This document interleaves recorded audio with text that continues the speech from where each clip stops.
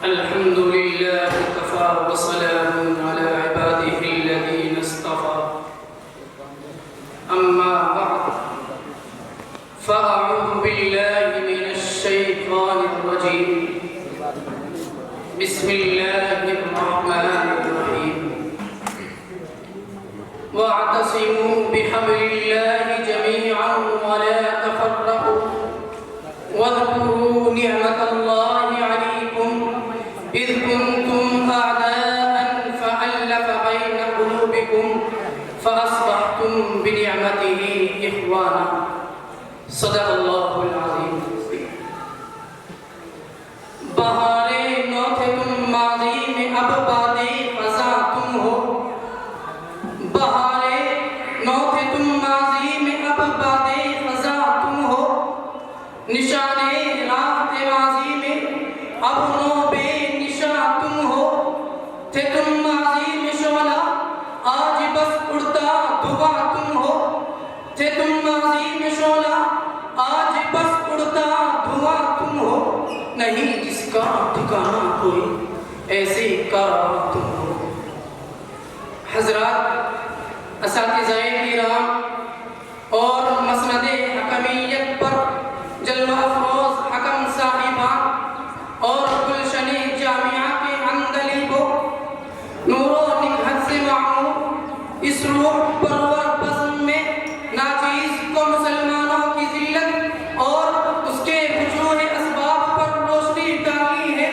یعنی اس قوم کی داستان علم سنانی ہے جس کو خیر امت کا لقب عطا ہوا ہے اس ملت کی پسماندگی درماندگی زبو حالی اور شکست حالی کا ذکر کرنا ہے جس سے وہ انتم الاعلون ان کنتم مؤمنین کا وعدہ کیا گیا ہے اس امت کے انتشار و افتراق اور اضطراب و الفشار کا مرثیہ پڑھنا ہے کہ جس کو جسد الواحد اور بنیاد المرصوص کہا گیا ہے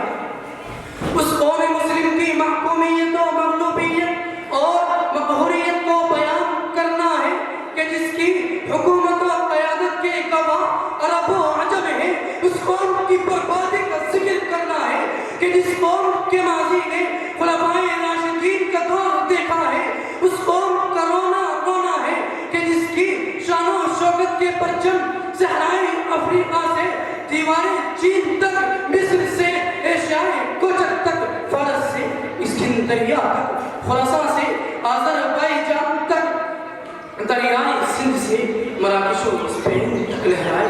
اور جس قوم نے مغرب کے کلیساؤں میں نعرہ توحید سے ہنگامے بپا کر دیے حضرات ایک دور تھا کہ ہمارے تصور سے بڑی بڑی حکومتوں کے فرما روا لرزبر اندام ہو جاتے تھے اور بڑی بڑی ظالم جابر سلطنتیں کانپ جایا کرتی تھی مغرب کی وادیوں میں گونجی اذاں ہماری مغرب کی وادیوں میں گونجی اذاں ہماری تھمتا نہ تھا کسی سے اسی لیے روا ہمارا حضرات تاریخ کے پڑھنے والوں نے پڑھا ہوگا کہ جب مسلمان عورتوں اور بچوں کا قافلہ سندھی ڈاکو کے ہاتھوں سے لٹا تو ایک بچی نے عزیز حجاب کی آواز لگائی تو اسلام کا ایک جری شیر محمد بن قاسم نے ہندوستانیوں پر یلغار کر دی اور بڑے بڑے شیطانی چیلوں کی نیندیں حرام کر دی یہاں تک کہ سندھ مسلمانوں کا ایک علاج شمار کیا جانے لگا یہی نہیں مسلمانوں کی تاریخ بہت طویل ہے اگر اس تاریخ میں ایک طرف خالد بن ولید جیسے سیف اللہ نظر آئیں گے تو دوسری طرف سلیبیوس کرنے والا صلاح الدین ایوبی جیسا فاتح بیت المقدس نظر آئے گا اگر مغرب کے کاشانوں میں طارق بن زیاد جیسا جاباز کمانڈر دکھائی دے گا تو دوسری طرف جلال آباد کی سرزمین پر حمزہ رضی اللہ عنہ کی سنت کو زندہ کرنے والا شفیق مدنی جیسا مستانہ شہادت بھی دکھائی دے گا اگر میسور کی دھرتی پر جامع شہادت کو نوش کرنے والا سلطان ٹیپو جیسا شب توحید اور رسالت کا بے باک پروانہ ملے گا تو دوسری طرف جلال آباد کی سرزمین پر حمزہ رضی اللہ عنہ کی سنت کو زندہ کرنے والا شفیق مدنی جیسا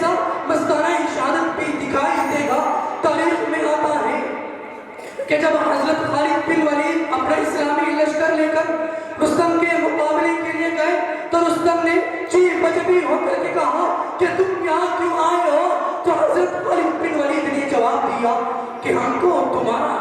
لذیذ لگتا ہے، اسے پینے آئے ہیں۔ حضرات، میں پوچھنا چاہتا ہوں کہ وہ کون سی طاقت تھی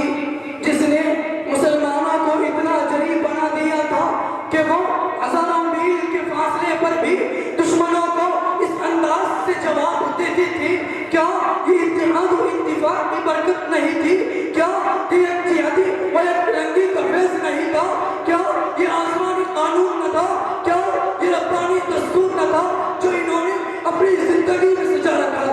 تھا؟ انہیں یقیناً تھا، وہ قرآن کا فیض تھا، قرآنی تعلیمات پر عمل پیرا ہونا تھا، وہ کیمیائی دولت اتحاد و اتفاق کی دولت تھی۔ لیکن آج یہ دولت ہم سے چھوٹ گئی ہے، آج اس میراث کو ہم نے ٹھکرا دیا، اور جب سے ہم نے اس میراث کو گوایا ہے، ہم غیر مسلط اور رسوائی کے ہمیں قرار میں جانے گوا دی ہم نے جو اسلاف سے میراث پائی تھی، گوا دی ہم نے جو اسلاف سے میراث پائی تھی۔ سریا نے زمین پر آسمان سے ہم کو دے مارا، واہ